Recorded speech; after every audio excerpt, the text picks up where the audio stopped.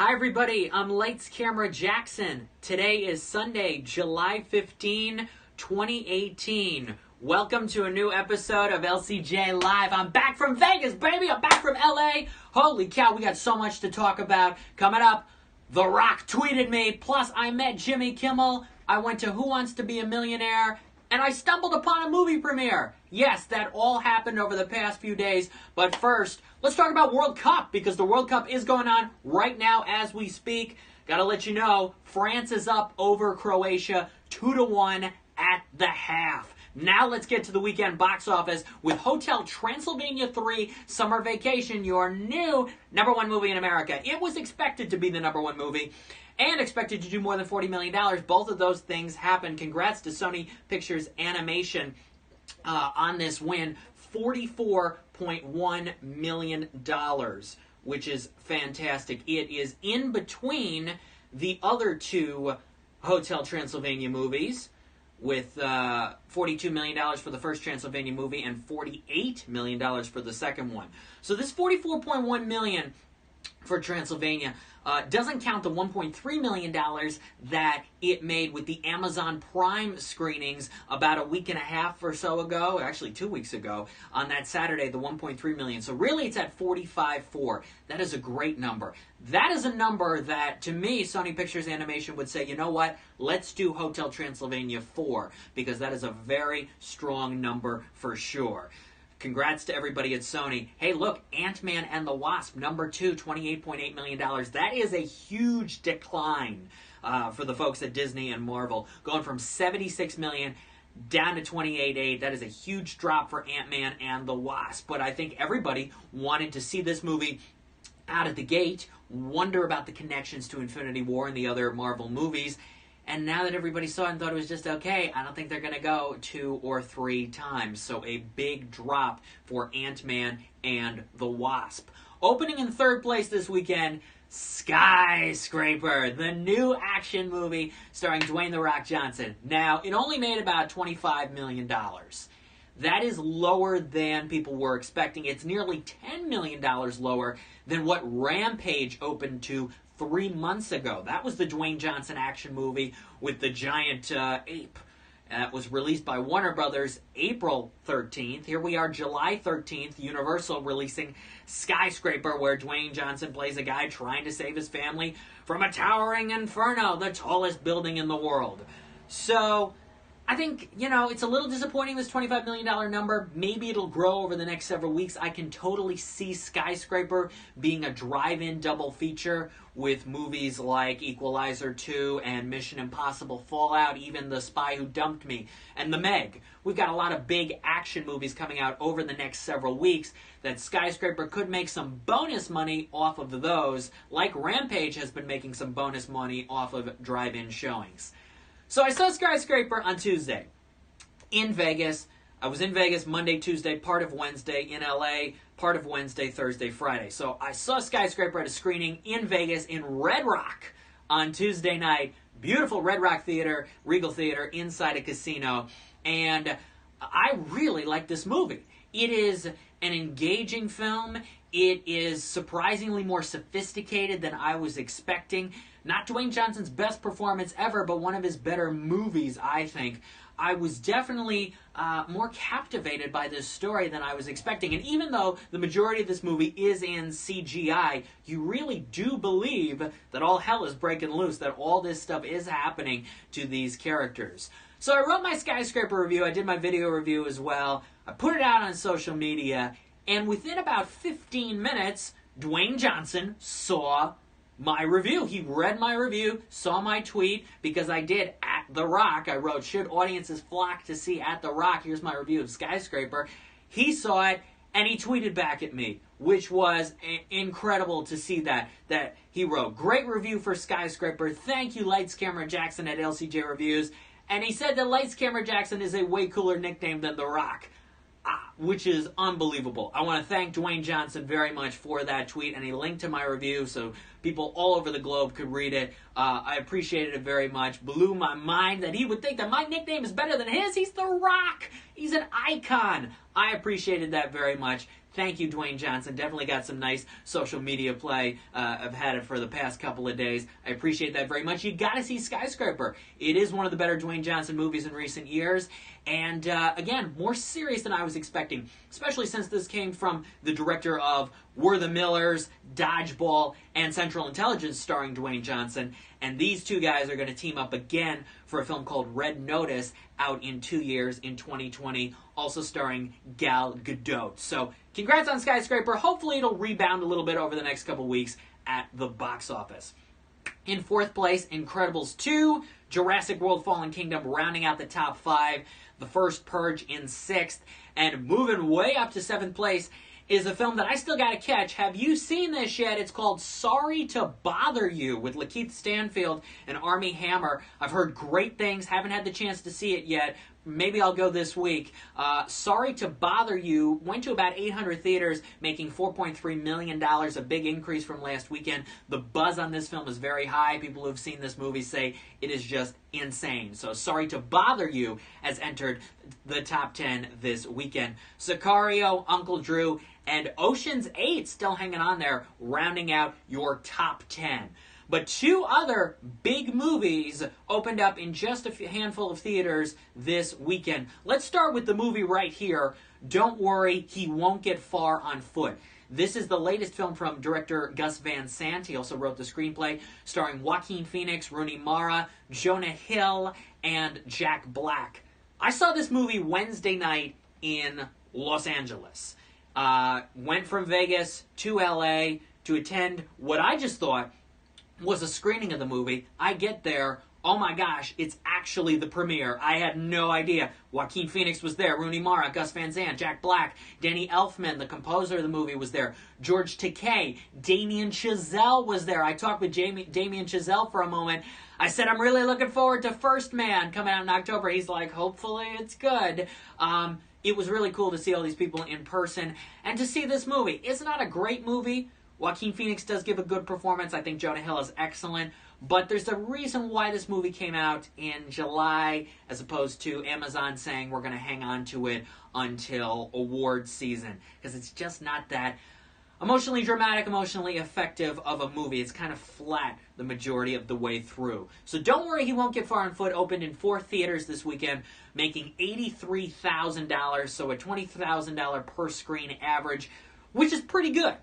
But not as strong as another movie that opened up in 4 theaters, 8th Grade. I saw this film more than a month ago at the Berkshire International Film Festival, and I really liked it. I think it's one of the best films of the year so far. From writer-director Bo Burnham, a very popular comedian who I had the chance to interview. That interview is at lights-camera-jackson.com in the podcast section.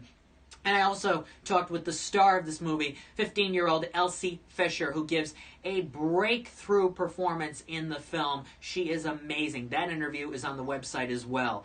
8th Grade is from A24. They are already campaigning this movie very hard, and it opened with the highest per-screen average of any movie this year, a little more than $63,000 on each of its 4 screens, with a weekend gross of $252,000. A lot of people are comparing this movie to Lady Bird, which was the transition from high school to college that A24 released last November.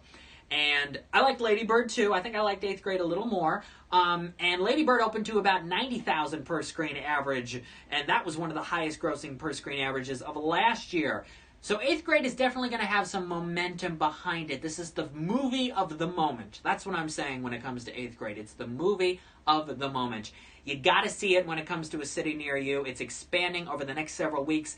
Here in the capital region where I am, I believe it's coming August 3rd. So you got to wait a few more weeks. But if you're in a city where it's coming to you this Friday, the next Friday, if you're in New York and LA and you haven't seen it yet, go see 8th Grade. Congrats to everybody at A24 on the highest grossing per screen average of 2018 so far, beating out Isle of Dogs, which I believe had that title until now. So congrats to everybody at A24.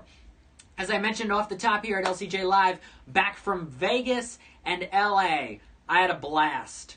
Did some work, but a lot of fun too. And a few things that You know, what happens in Vegas stays in Vegas. A few things I have to have stay in Vegas. But what I can tell you is that I did attend a taping of Who Wants to Be a Millionaire. That's right. It's the best kept secret in Vegas that Who Wants to Be a Millionaire films there at Caesars Entertainment Studios in this giant tent with no signage whatsoever that Millionaire is there. They take 7 weeks out of the year and tape 175 shows. They get the whole season done. Chris Harrison, the host of The Bachelor, is the host of Millionaire. This is his 4th year now hosting the show. And he was great to see in action in the arena. And to be honest, as someone who's watched Millionaire for nearly his entire life, seeing Regis do it, seeing Meredith Vieira do it, finally being there in person, I could feel the tension. It was palpable. The excitement, the money, climbing up the ladder, trying to get to that $1 million for these contestants.